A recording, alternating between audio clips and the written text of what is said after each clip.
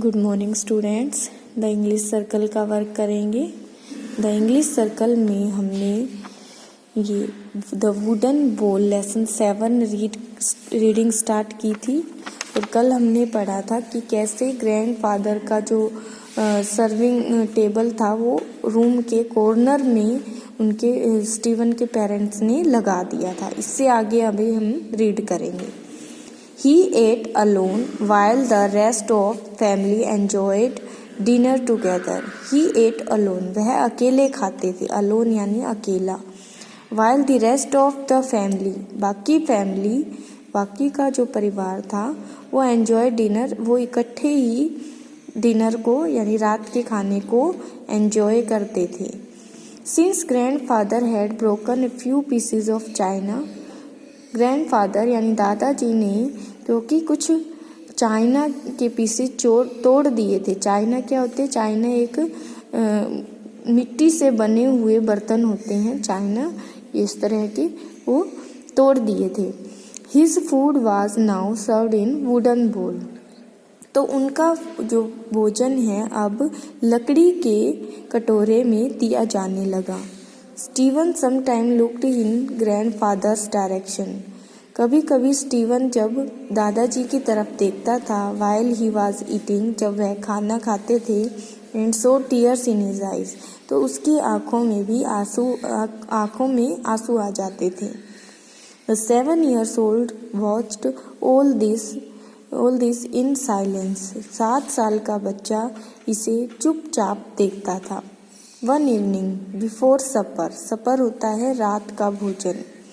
तो one evening before सपर, एक शाम खाने से पहले, his father notice that Steven was playing.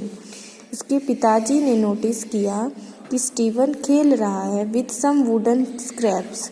कुछ वुडन यानी लकड़ी के स्क्रैप्स होते हैं बेटा, स्मॉल पीसीज ऑफ समथिंग, कुछ छोटे छोटे स्क्रैप्स से यानी कुछ पीसेस से खेल रहा है। ऑन द फ्लोर, लकड़ी के कुछ पीसेस से खेल रहा है फर्श पर। What are you making Steven? तुम क्या बना रहे हो स्टीवन? हिज फादर आस्क, उसके पिताजी ने पूछा। स्टीवन रिप्लाइड, स्टीवन ने उत्तर दिया, oh I am making bowls for you and mother to eat your food in when you grow old. तो स्टीवन ने कहा कि मैं लकड़ी के कटोरे बना रहा हूँ ताकि आप और मम्मी इसमें खाना खा सके जब आप बूढ़े होंगे तब। Old people need special care, क्योंकि बूढ़े लोगों को स्पेशल केयर यानी देखभाल की ज़रूरत होती है। स्टीवन स्माइल्ड, स्टीवन हंसा। And went back to the work, Steven हंसता है और अपने काम पर चला जाता है। The parents were struck speechless at his words. जो पेरेंट्स होते हैं वो स्ट्रक यानी बिल्कुल सुन रह जाते हैं, स्पीचलेस कोई आवाज़ नहीं निकालते उसके शब्दों पर। Tears started to stream down their cheeks, और उनकी आंखों में आंसू होते हैं जो कि उनके गालों तक पहुंच रहे होते हैं। चीक्स यानी गाल। Though no words were spoken, both knew what must be done. अब कोई बात कहने की जरूरत नहीं थी। No words were spoken, both knew what must be done, उन्हें पता था कि उन्हें अब क्या करना है। Their little boy had made them realise, उनके छोटे लड़के ने उन्हें रियलाइज करवाना यानी कि आभास कराया, that things are not more important, कि चीज़ें ज़्यादा ज़रूरी नहीं हैं, देन पीपल, लोगों से। They realized how hurt their father must be. उन्हें आभास हुआ कि उनके पिताजी भी कितने दुख में होंगे।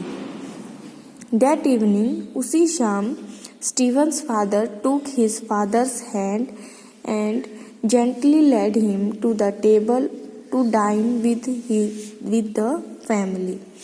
तो उसी शाम स्टीवन के पिता अपने पिताजी को हाथ पकड़कर लेकर आते हैं एंड जेंटली लेड हिम, और आराम से उन्हें डाइनिंग टेबल पर यानी खाने की टेबल पर बैठा देते हैं विद द फैमिली, पूरे परिवार के साथ. फ्रॉम दैट डे ऑनवर्ड्स, उस दिन के बाद हमेशा ही ate every meal with the family, वे हर खाना अपने परिवार के साथ खाते थे. And one could clearly see the sadness vanishing from his eye, और सभी देख पा रहे थे कि कैसे उनकी आंखों से जो दुखपन था, दुखी थे वो खत्म हो चुका था. नोबडी, वैनिशिंग मतलब खत्म होना, ठीक है. Nobody cared about spilled milk, dropped food and soiled clothes anymore.